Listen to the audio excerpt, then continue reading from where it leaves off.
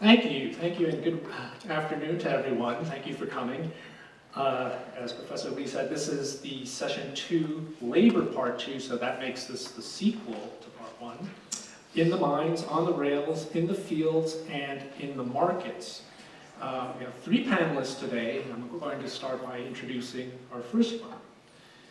Micah Chang is an assistant professor of Montana and agricultural history at Montana State University, right here in Bozeman, Montana. Micah also teaches courses on the American West and Asian American history. He is currently revising a book manuscript titled American Crops for American People, Statist Agriculture, Race, and Environment on the Northern Plains. Please welcome Professor Chang.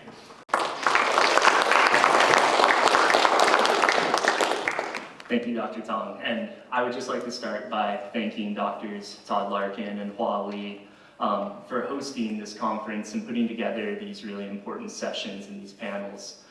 It's a tremendous amount of work, so thank you both very much. And thanks to the Terra Foundation and thanks to the College of Arts and Architecture for their support and funding this. I'm really honored to be here. I just want to talk a little bit about myself because it is important for the paper I'm about to give. I am an agricultural historian, but what that really means is I'm interested in agriculture and race, and that's what my book manuscript is on.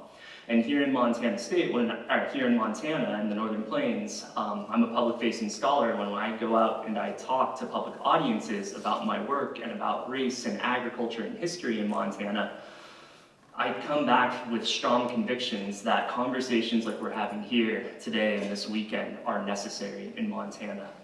So thank you all for being here and thank you for coming. What I'm going to share today is a smattering of the larger argument in my book and an article I currently have submitted that focuses on the representation of Japanese and Japanese American people in the fields in the 20th century. Just a quick note about my larger book project. I'm really interested in the creation of the genesis of what I look at as the American farmer. And what I mean by that is it's an archetype. If you Google American farmer, it's often a white man, and he's often in a row of field crops, presumably some kind of cereal, and oftentimes there's some kind of piece of machinery behind him, usually a John Deere 70 or something like that. And part of my argument is that the genesis of this archetype relies on the erasure of certain types of people, certain types of crops, and certain forms of agriculture in the late 19th century and early 20th century. So what I'm going to share with you today is a selection from my book manuscript about Japanese and Japanese American people and agriculture. So what I'm going to tell, the story I'm going to give you, is a story of American agriculture and how Japanese and Japanese American people were essential to that story and how they were subsequently written out and erased from it. And I look forward to your questions and comments during the Q&A. So to begin, the narrative of agriculture and East Asian peoples in this country, you can start it in a number of places, but I choose to start it in Hawaii in the 1830s, when in Philadelphia, you have investors going out to Hawaii in this period. One such person that I look at in my own research, William Hooper, and looking at the landscape of Hawaii and viewing it through the lens of capital accumulation. This is a land that is going to be ripe for plunder in terms of agricultural resources. And on the left, that's the earliest photo I can find of Hooper and his other investors and their sugar operation. And on the right, that's just 50 years later in the 1880s and what that landscape looks like. But this is the reason, this is the large draw for many Chinese immigrants who come to Hawaii, end up working in the sugarcane fields. And in my larger project, I make the argument that American sugar in particular and American agriculture largely is not possible without the labor and bodies of East Asian peoples. First Chinese and then Japanese and Japanese Americans. So this is where I choose to start my story.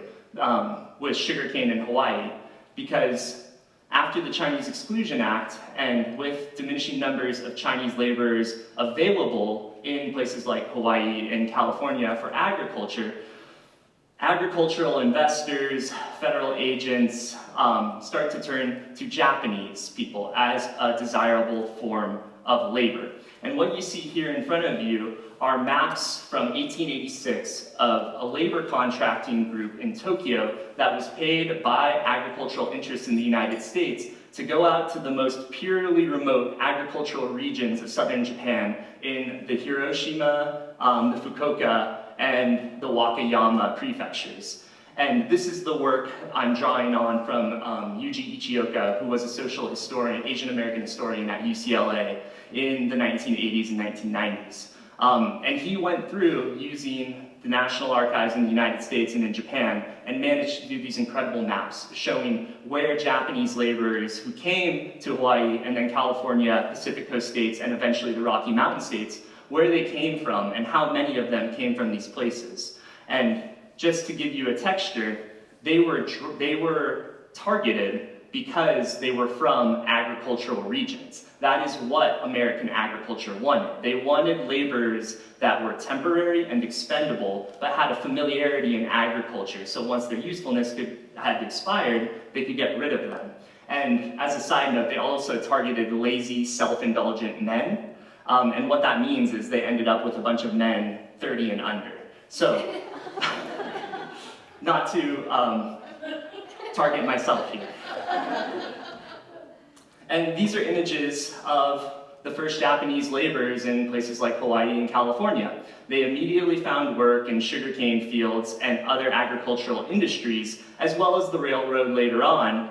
But when they came to places like California, it was in the fields. On the left, that is a tea and a silk operation in Northern California. And on the right, those are Japanese laborers picking strawberries in Washington. And these were the jobs that were available to Japanese laborers, both a push and a pull factor going on.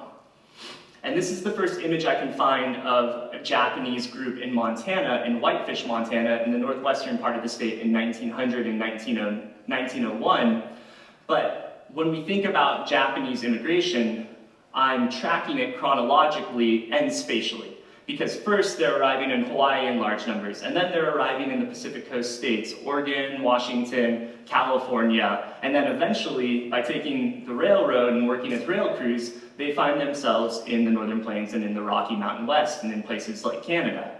And these are the group of dekasegi men that I am interested in looking at. And dekasegi is the Japanese word for a migrant laborer, with the intention that they would come home, they would bring money, they would send money home, but many of them didn't, and ultimately stayed and formed communities in places like Montana and the Northern Plains.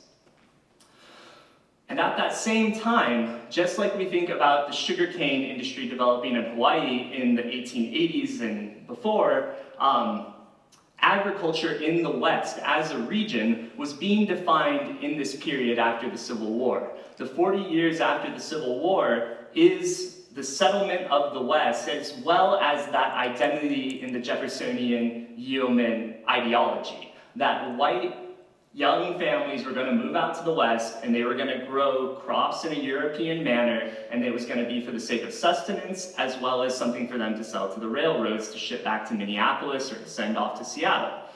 And the pictures you see here on the left, that's a Montana State College agronomist in the 1890s. And on the top right, that's a picture of, I believe it's Taylor Hall, that's still at Montana State University, around 1895.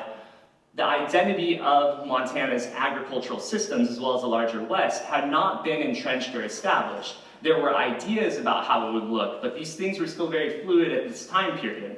And in the bottom right, it's the intersection of the railroad industry as well as the agricultural industry. We have better farming trains, right? Trains that were meant to promote certain ways to grow your crops, certain crops to grow, and targeting a very specific type of farmer. However, an unintended population started to claim land across the West.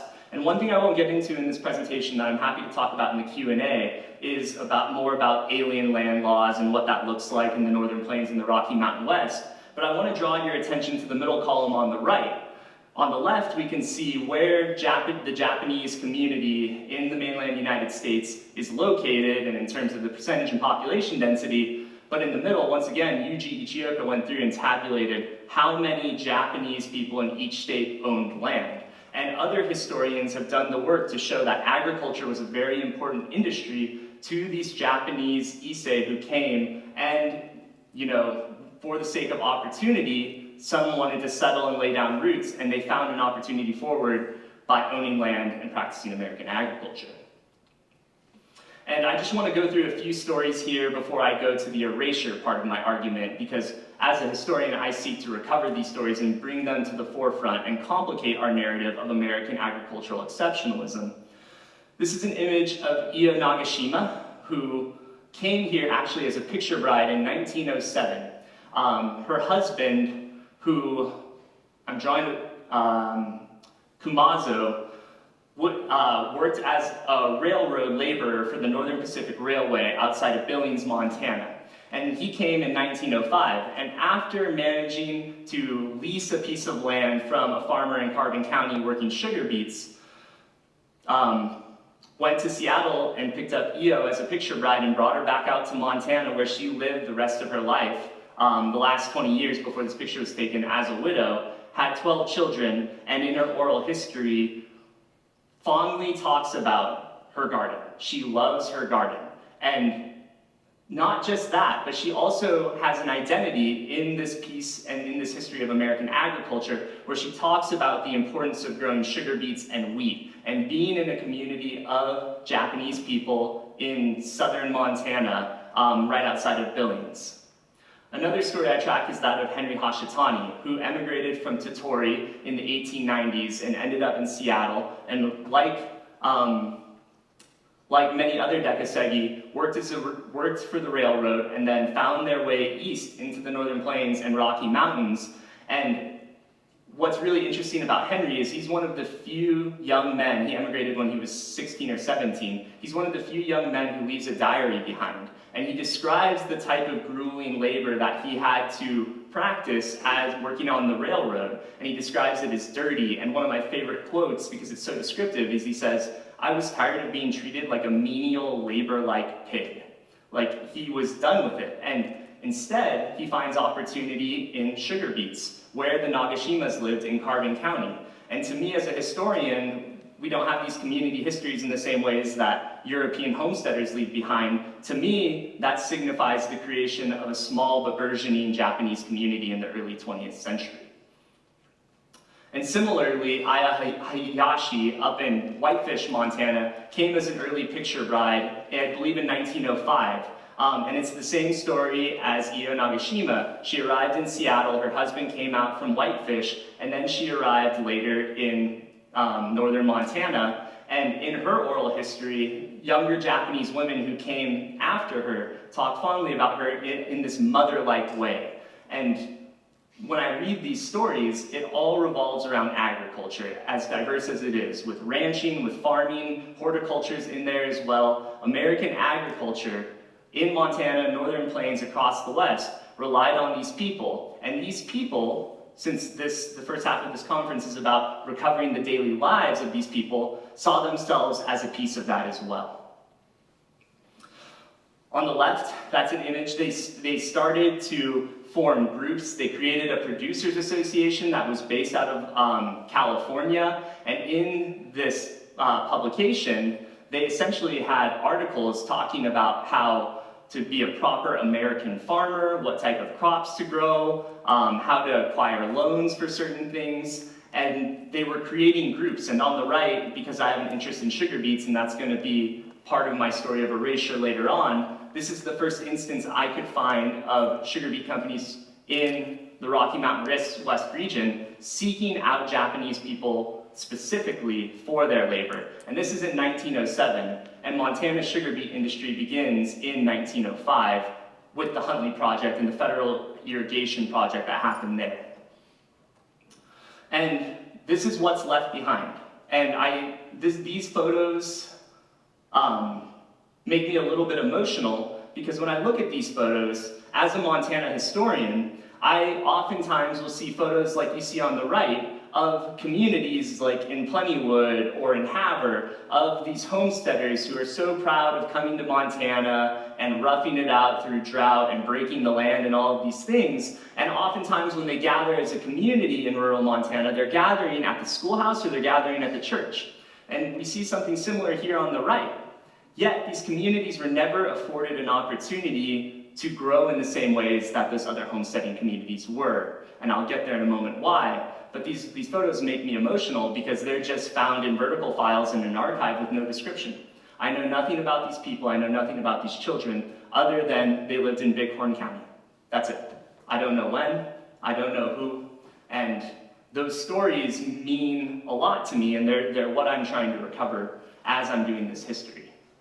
And I included this slide as another example of community, but I like to fish. And the fact that they had a fishing Nippon club in Utah in the 1920s and 1930s, I look at the creation of the American farmer. Maybe my next project will be the creation of the American fisherman, because to me, that's an awesome example of community, right? And defies some of our preconceived notions of what the Rocky Mountain West looks like in terms of its recreation history and who public lands are for. But ultimately, it's a story that I think most people in this room know. It happens in a cyclical manner. Just like the Chinese Exclusion Act in 1924, the Immigration Act is passed, and Japanese immigration is curtailed, anti-Japanese sentiment across the West spikes. In Montana, this is a moment in oral histories where many of these Japanese families that I just listed before relocate outside of the places that they were. So if they were in Billings, they moved out to Carbon County and they were next to the reservation in Joliet and Red Lodge, or they went farther into Bighorn County. If they were in Havre, they went out and next to the reservation in Box Elder, Montana. They were pushed to the margins and the fringes. At that same time, in the 1920s, this is the moment where in my research, I look specifically at wheat and sugar beets. The American sugar industry is trying to rebrand itself. American cane and American beets were off to a rocky start in terms of labor violations and having a bad public rep. And sugar beets in particular really poured a lot of effort across several different industries to rebrand themselves as an all-American crop for all American people. And I can sit here and dissect this, what the sugar beet is for and who it's for and why we do it, but I think some of these images speak for themselves. And what ends up happening is that sugar companies, instead of actually showing the agronomic process that relies on so much hand labor involving Japanese and Mexican peoples for the previous 2 decades, instead try to market the crop and the product as an all-American crop done by a single farmer in that archetype that I was telling you about at the beginning of my presentation. On the left, if we talk about sugar beet production, there we go. It's your single rugged farmer plowing up the land with his overalls and his hat. And on the right, if we see any kind of East Asian person, the representation is as a consumer and often in a racist way. Historians have looked at how the 1920s and the 1930s, this is a pivotal moment for food historians of when sugar decidedly becomes an American staple in our diet. And in my research, I make the argument that it's not just about food, it's not just about nutrition, it's not just about tariffs, imports, and exports, it's also about culture. And we see here the pictures of Uncle Sam, American sugar, and the woman in the middle and the children. And keep these in mind as I'm going to proceed through the rest of this process of erasure. But there's one big blip. The Immigration Act is passed, and American sugar thinks this is the moment that's perfect to rebrand, and we've rid ourselves of these undesirable forms of labor. However, during World War II, they hadn't had the chance to fully mechanize the industry or develop good enough seed. And if you're curious more on the agronomy, I can talk more during the Q&A, but I'll leave that out for now.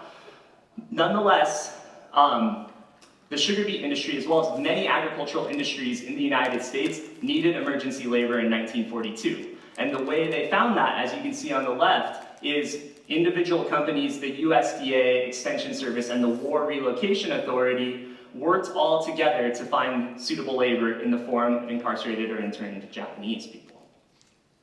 So this is the image we have of that labor shortage. And scholars have debated on the propagandistic nature of these photos that were shown to the public. This is a photo taken by a WRA photographer of Heart Mountain, Japanese evacuees getting trained to leave for the field, and we see them smiling. But aside from the intention and the creation of this photo, what I find most interesting is the larger story here in American agriculture. It's a moment, once again, where American agriculture fails to meet the desired image and once again has to rely on how it always has been, which is on the bodies and the labor of other people who don't fit that stereotype. And here, this is an image of a group taken from Tule Lake, California, and they were brought up to Chinook, Montana. And the reason that I show this picture is here, Tom Matsuoka and his wife brought up their 6-year-old daughter, Rei Takakawa, and they, had worked as crews of 6 years old up to middle-aged people doing back-breaking labor as a way to ameliorate, this labor crisis. And I will return to Rei's story at the end because it's important. But I found this in the National Archives, and it was a great find because this is a map, county by county in Montana, of how many foreign laborers were brought into each county in 1945. And what it shows is Yellowstone County, Bighorn County, Richland County, and Blaine County, the counties that produce sugar beets in this state, received the most amount of foreign labor. The first group that comprised that number were braceros, Mexican braceros, so Mexican nationals who were brought in with the creation of the Bracero program during the war.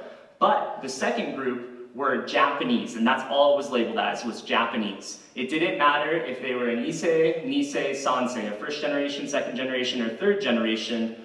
2 of those generations being American citizens, they were labeled as foreign laborers at the USDA.